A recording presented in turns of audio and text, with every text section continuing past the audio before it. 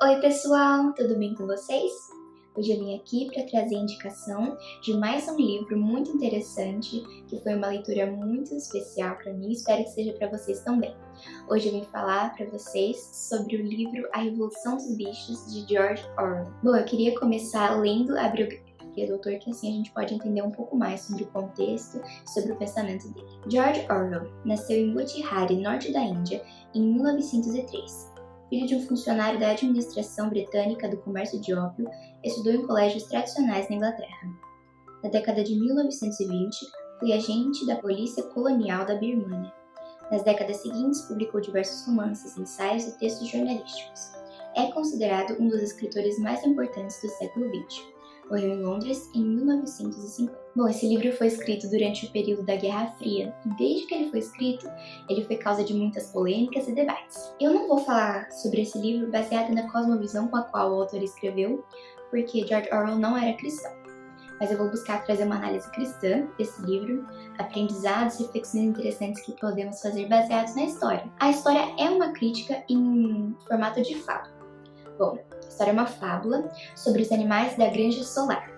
Esses animais, certo dia, se rebelaram contra o fazendeiro Jones, que era o dono da granja. Ele era um homem cruel, beberrão, e várias vezes maltratou seus animais.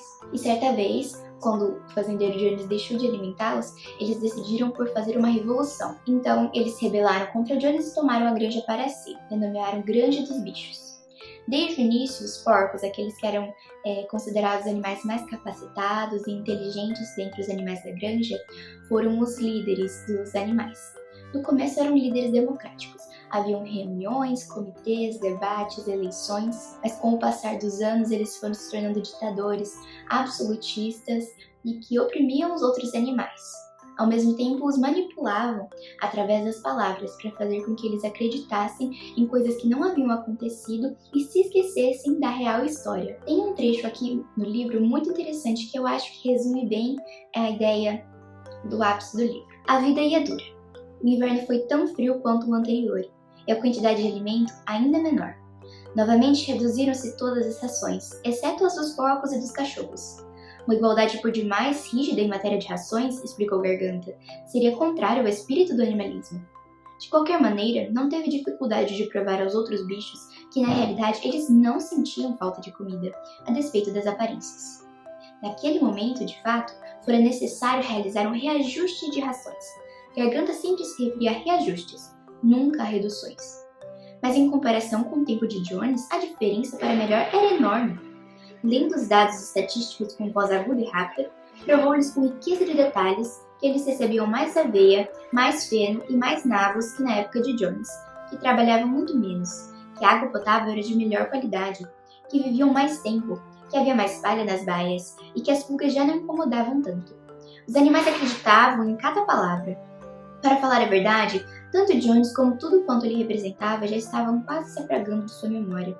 Sabiam que a vida estava difícil e cheia de privações, que andavam constantemente com frio e com fome, e trabalhando sempre que não estavam dormindo. Mas, sem dúvida, antigamente era muito pior. Gostavam de achar isso.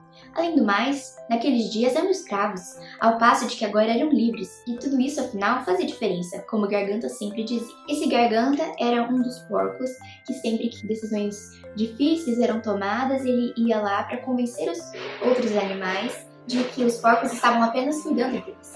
Ele era um porco bom de lábia, que sabia convencer os outros animais para que eles achassem que eles estavam sendo protegidos e cuidados ao invés de oprimidos.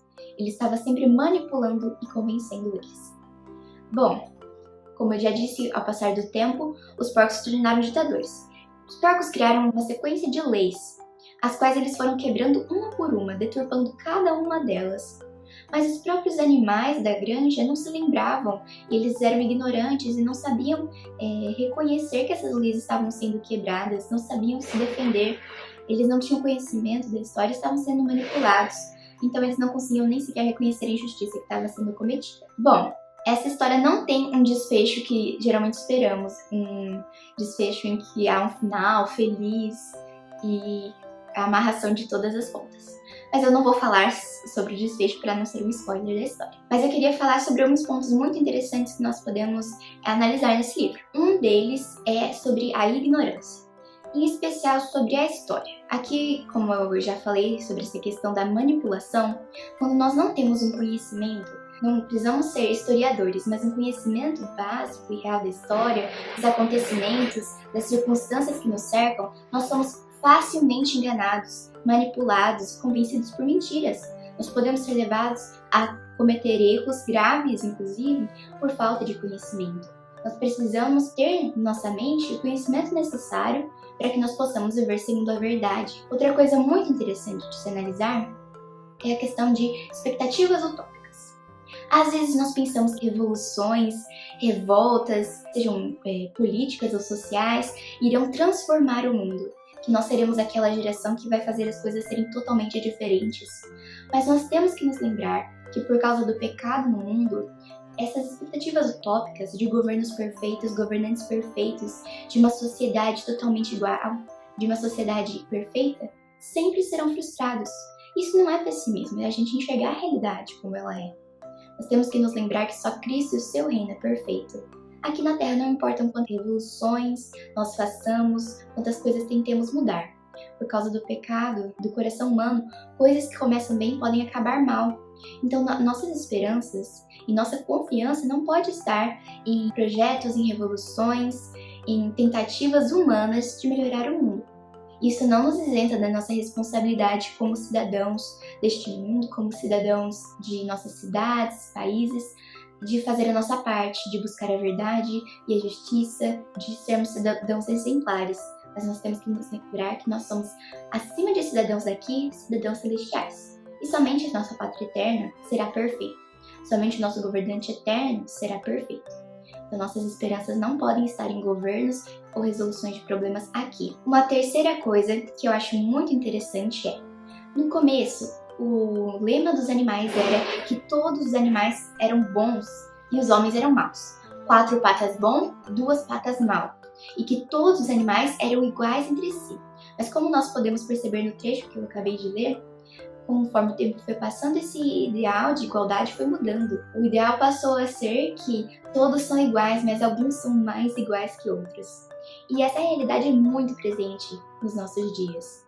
Essa igualdade é pregada, a liberdade é pregada, como se todas as pessoas tivessem a mesma liberdade e igualdade, ou ao menos devessem ter. Mas na prática, muitas vezes, o que nós vemos é: você tem a liberdade e a igualdade se você tiver o mesmo pensamento político, ideológico que nós temos, que este mundo te impõe. Então nós devemos lembrar que a verdadeira igualdade só pode ser compreendida e encontrada quando nós conhecemos a Deus. Por quê? Porque Deus nos diz que nós somos todos feitos à sua imagem e semelhança. Não há igualdade maior do que essa. Você olhar para o seu próximo e ver que ele é feito à imagem e semelhança de Cristo, à imagem e semelhança de Deus.